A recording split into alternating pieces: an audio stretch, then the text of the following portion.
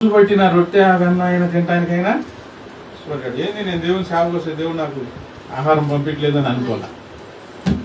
అలాగనుకుంటే ఏమొచ్చేది?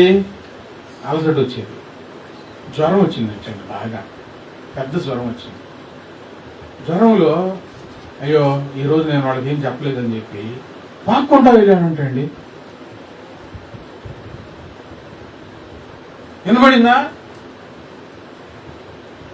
అడవిలో జ్వరంలో పాక్కుంటా వెళ్ళాడంట స్వార్థ చెప్పడానికి.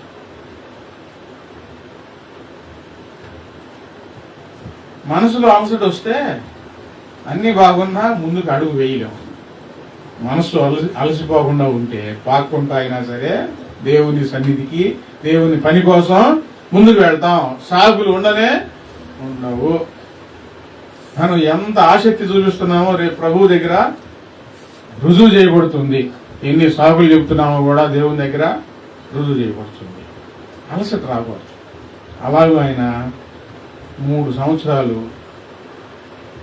వెళ్తూనే చెప్తూ ఒకరోజు బలంగా ఆయన దేవుని వాక్యం చెప్తా ఉంటే ఒక బలమైన గాలి వచ్చి అట్లా తాకిందంట అందరినీ. అందరు కింద పడి ఆవటం మొదలు పెట్టారంట. వాళ్ళు ఎందుకు ఏడుస్తున్నారో అర్థం కాలేదు. చాలాసేపు ఏడ్చి ప్రభువుని అంగీకరించి బాప్తిస్మం తీసుకున్నారు. ఆయన అలసిపోయినట్లయితే పని జరిగేది కాదు. దేవునిలో నువ్వు అలసిపోకూడదు. సైతాన్ నీ దగ్గరికి వచ్చాడు, అలసట పెడతాడు. 2 మీ ప్రాణములు అలసట పడకయు, మీ ప్రాణములు విసుకకయు ఉండునట్లు. అలసట రాకూడదు. రెండోది ఏం రాకూడదు? విసుగు రాకూడదు.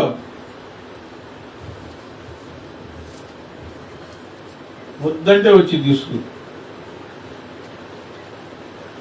ముక్కు మీదే ఉందమ్మా అంటారు. ఏందది? ఏందంట? మరి